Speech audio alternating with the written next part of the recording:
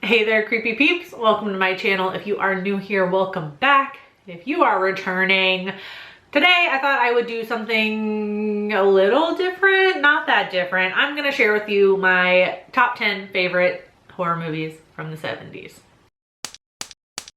So let's get right into this because we got a lot of horror movies to go over. I could have kept this short and done 5, but I decided not to do that. So let's get right into this. First up at number 10 is Season of the Witch, also known as Hungry Wives. This is a 1972 horror movie that is directed by George A. Romero. What? She's talking about a Romero movie that isn't a zombie movie? Scandalous, I know. The film follows a mother and housewife who gets into witchcraft when her husband and daughter no longer really need her. I admit, out of all of Romero's movies, is this his best one? No. But I still think it's worth watching. One, just to be like a little bit different, like watch a Romero movie that isn't a zombie movie, just to mix it up. But I also like the message. It's a very clear message about this struggle that women have, not only like in the 70s when this movie came out, but just a struggle that a lot of women face when they're struggling to find their own identity as themselves and not being tethered to anybody else, like being somebody's mother or being somebody's spouse. 9th on my list is House from 1977 by Nobuhiko Obayashi. Hopefully I said that right, probably didn't. The movie takes place in an isolated countryside house where Gorgeous and her friends go on their school break. And then shit gets really fucking weird. So this is and isn't a hard movie to describe. I could call it a psychedelic haunted house movie, which pretty much sums it up quickly, but it somehow still doesn't fully encompass the experience that is watching this movie. It's beautiful, it's absurd, it's, yeah, doing a really good job of selling it to you. Number 8 is The Wicker Man from 1973, directed by Robin Hardy. The movie follows a Sergeant Neil Howie whose investigation of a missing girl leads him to an island village where the citizens follow pagan practices. This is a slow burn horror movie that just gets creepier and creepier as the movie goes on, and Howie's investigation starts to get more involved.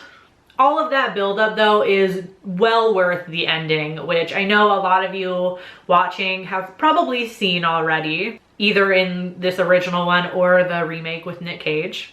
But if you haven't yet seen it, do not let anybody spoil the ending for you before you have a chance to watch it. I promise it's so much more enjoyable if you don't know the ending, and it's so well worth the wait. Number 7 on my list is Suspiria from 1977. You already know this one, from Dario Argento. It's a giallo movie about a young woman who gets into an elite dance school and discovers that the school is a front for a coven of witches. This is a highly stylized horror movie that kind of reminds a little bit of like the characteristics of German Expressionism, like overly stylized, crazy set pieces and lighting. I feel like this movie almost has like a slow burn feel to it, although it's like pretty evenly like peppered with kills, like very brutal kills that are gonna keep your heart rate up. So it's not actually a slow burn, but just for some reason it just kind of has that feel to it. In the 6th spot is Jaws from 1975. Ba-dum, ba-dum, ba-dum, ba-dum. Okay, I'll stop. Do I even need to explain this? You know it. It's a beach town that is terrorized by a great white shark.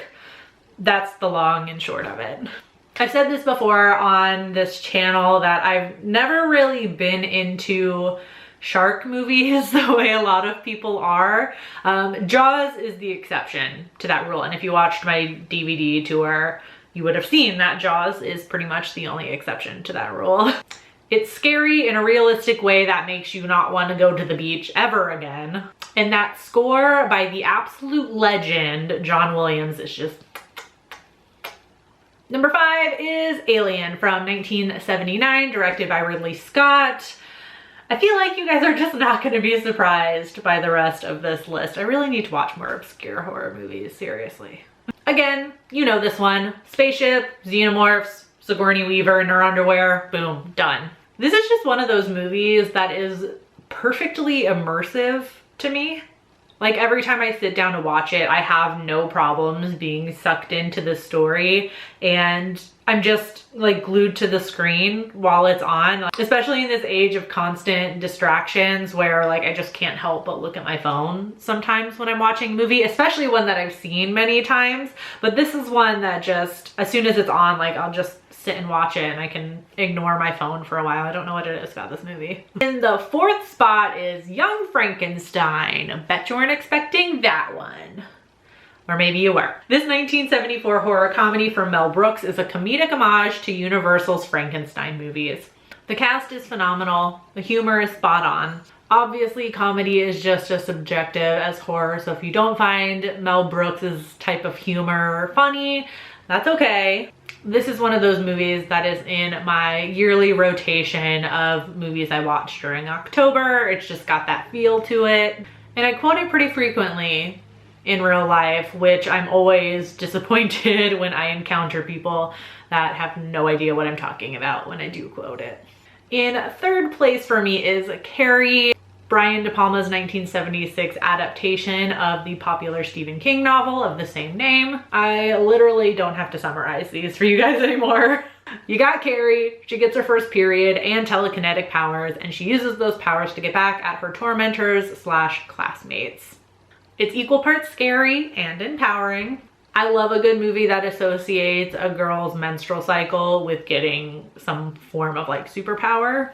But the scary moments in this movie, like Carrie's crazy religious mother and the prom massacre, just somehow never stop being terrifying. Like they don't get any less terrifying the more I've seen this movie. Coming in second place is Black Christmas from 1974, directed by Bob Clark. This proto-slasher follows a group of sorority girls being terrorized by an unknown, unseen presence on campus.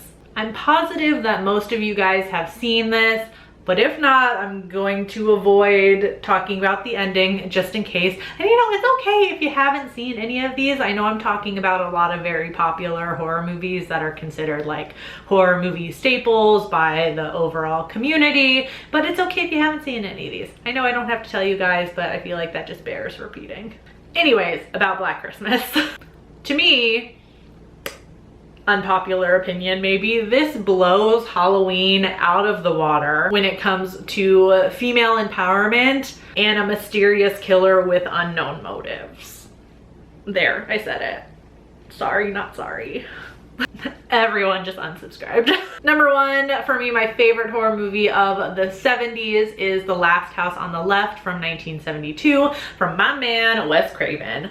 This is a brutal rape revenge movie where the parents get revenge for their daughter rather than the usual rape revenge kind of movie where the victim gets her revenge herself. To me, this is the perfect example of what I was talking about in my first grading horror decades video, which I'll link up here for you to watch if you haven't already, about the 70s kind of like stretching. It's like horror was like stretching its limbs after being constricted for so long by the production code, and I feel like this movie is the perfect example of that.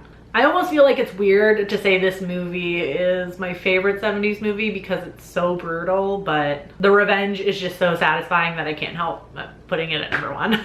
Really quick, and I mean really quick, I just want to mention some hidden gems from this decade. First, The Vampire Lovers, because it's a nice break from Dracula. I love that vamp dude as much as the next horror fan, but sometimes I want something different. Also, Let's Scare Jessica to Death. Eerie, brooding, dark, creepy. That's all I got, just adjectives. And also The Sentinel, kind of slow, but the wild AF ending is low-key worth it. Now I know you guys noticed that there was a certain 70s horror movie that was not on this list. But like, this is just my personal ranking, my personal opinion. And you know what? I just want to say really quick, if you'll allow me to get on my soapbox about Halloween one more time. It's okay not to be obsessed with Halloween. The movie, I mean, not the holiday. Sorry, I just had to say that and make sure that everybody unsubscribed. Okay, that's enough controversy for one day. Please let me know your favorite 70s horror movies in the comments, especially if you know of any hidden gems that maybe you think don't get enough love or are underrated, because I feel like my list had a lot of really popular movies on it and I just wanted, you know, maybe mix up that list a little bit.